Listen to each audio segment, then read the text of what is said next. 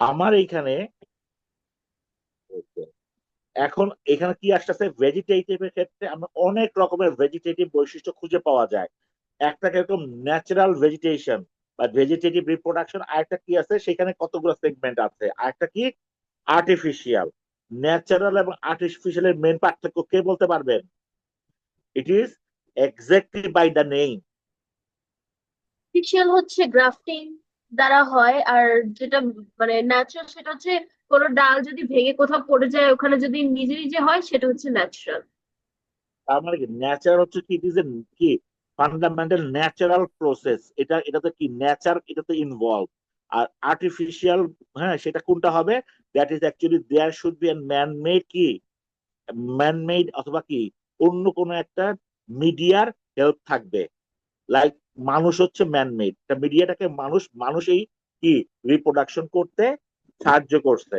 আর আরেকটা কি না, মানুষ বা অন্য কোন রকমের বাইরের কোনো রিপোর্টই নাই, ইনফ্লুয়েন্স নাই, বাই নেচার ইট কি গ্রোজ।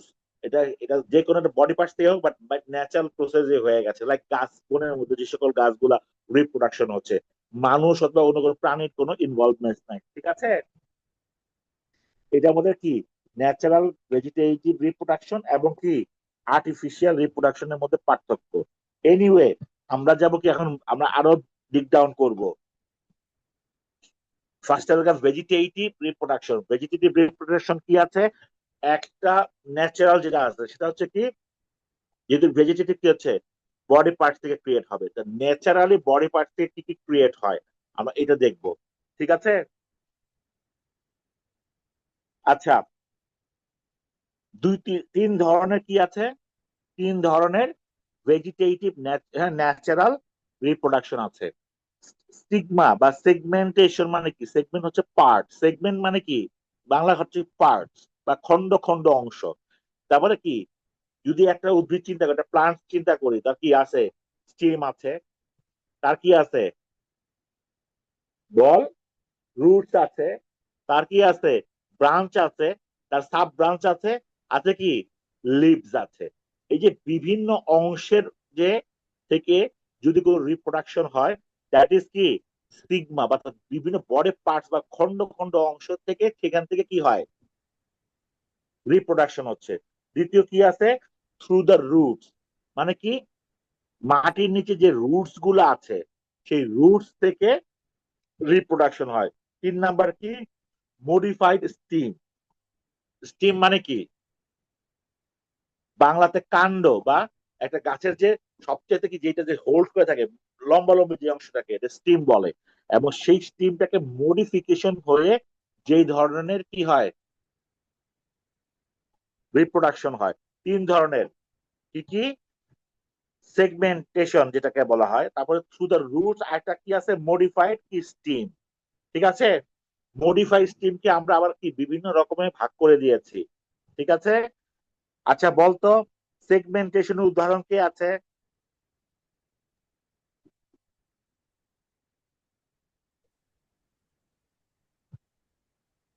এই উদাহরণগুলো আসবে আইদার ওয়ান, মিউকর।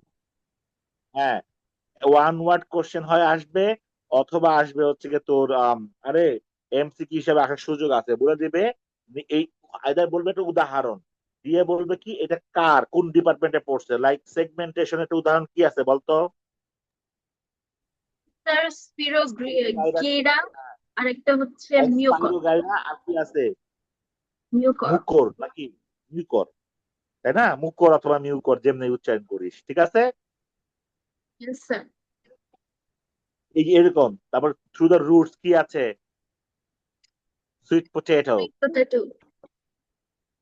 আসল উচ্চারণটা কি বলতো? Sweet potato.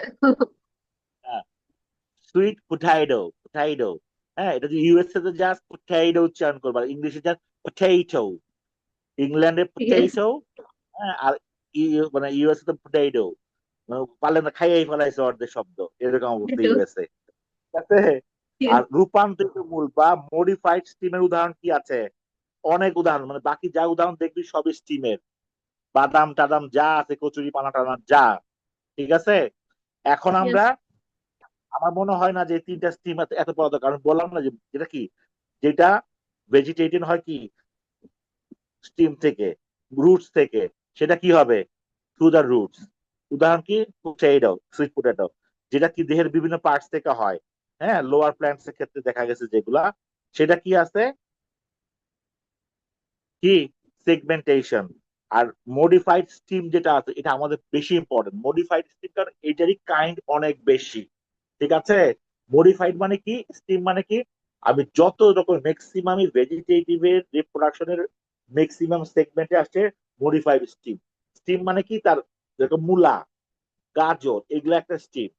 কিন্তু মজার বিষয় স্যার, এটা তো কেমনে স্টিম, অনেক সময় প্রশ্ন আসে না, এই জিনিসগুলো আমরা পড়বো। বিশেষ করে কে আসিস, লামিয়া, সাদমি, হ্যাঁ, তারপর ইলিশের আইসটা মানে পাইছিলি। ওরা মনে হয় এই চ্যাপ্টার 4-5 নাই, তাই না? হ্যাঁ, সেখানে অর্ধেক তো পাইছি। অর্ধেক পাইছিস, ঠিক আছে, তুই তো অসুস্থ ছিল। হ্যাঁ, ওদের জন্য বলতেছি, ম্যাক্সিমাম মডিফাইড যে রিপ্রোডাকশন হয় ভেজিটেটিভ, এটার সংখ্যাই বেশি। এবং এটার আবার অনেক ক্লাসিফিকেশন করছি, 1, 2, 3, 4, 5, 6টা ক্লাসিফিকেশন হয়েছে। ক্লাসিফিকেশন হচ্ছে বললে ভুল, 6টা সেগমেন্ট আমি ভাগ করে দিয়েছি। তার মধ্যে ফার্স্ট আছে কি, টিউবার। নামগুলা মুখস্থ করতে হবে, এটা বায়োলজিক্যাল টার্মস, তো এখানে আসলে কোনো কিছু বোঝানোর কিছু নাই। টিউবার, এই ইলিশা, ইয়েস স্যার। তাড়াতাড়ি টিউবারটা পর। আমি আমি যখন আমার হাতে দিয়ে খেয়াল করবি, এরকম ট্যাপ করা মানে কি, থামবি। ওকে। Okay, sir. Stem tubers are formed by outgrowths from the lowest auxiliary buds which turn downwards into the soil. Eventually, the tip of the underground stem fills with starch and swells rapidly to form a tuber.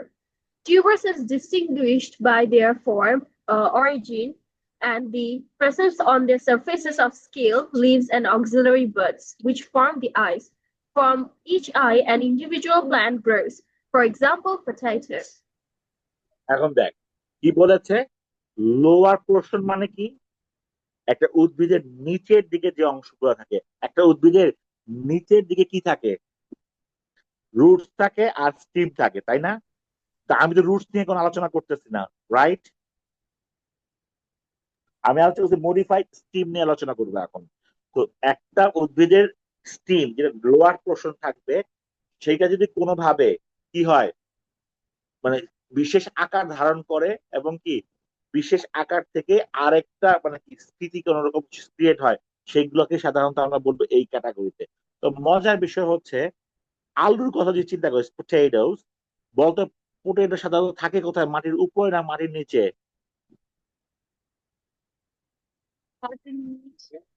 মাটির নিচে। Exactly, সবাইকে respond করবি, কারণ আমি বুঝি না, বুঝতে পারছি না। ঠিক আছে, এক মিনিট, সাউন্ড আসতে আমার এত কম আসতেছে কেন রে?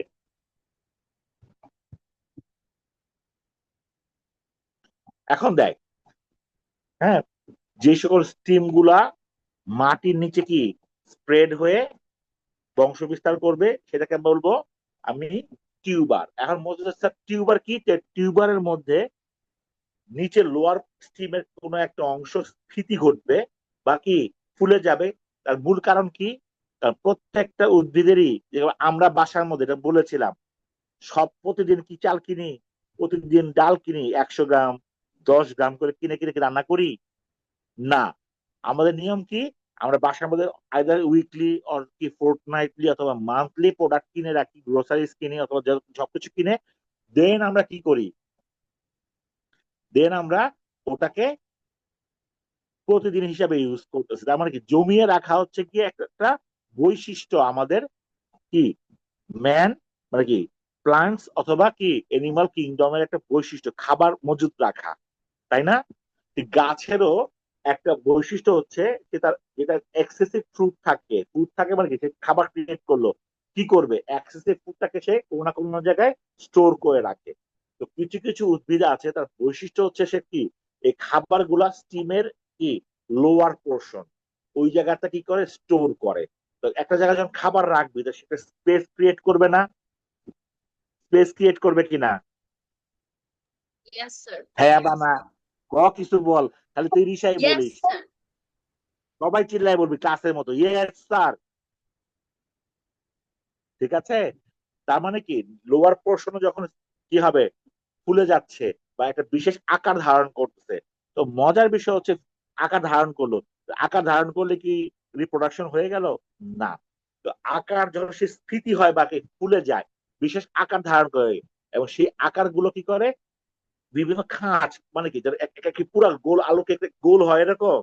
না, কোন জায়গায় কি এরকম খাঁজ থাকে না, অথবা এরকম একটু একটু খাঁজ থাকে না সারফেস ভাগে, ওই খাঁজ গুলোকে আমরা বলি আইস বা কি চোখ বলি। তো মজার বিষয় এই আলু উদাহরণস্বরূপ, হ্যাঁ, এটা যদি চোখ বরাবর যদি কেটে তুই যদি মাটির মধ্যে রেখে দিস, তো ওই এক একটা কি যে ইন্টার জয়েন্ট বা যে ঘাত যেগুলো আছে, সেই চোখ গুলা থেকে কি হয়, আর একটা নতুন আলু সৃষ্টি হয়। ধরতে পারছিস আমার কথা? কে ক্লিয়ার হস নাই? আমাকে বুঝা, তার বুঝি নাই। স্যার আবার একটু বলেন।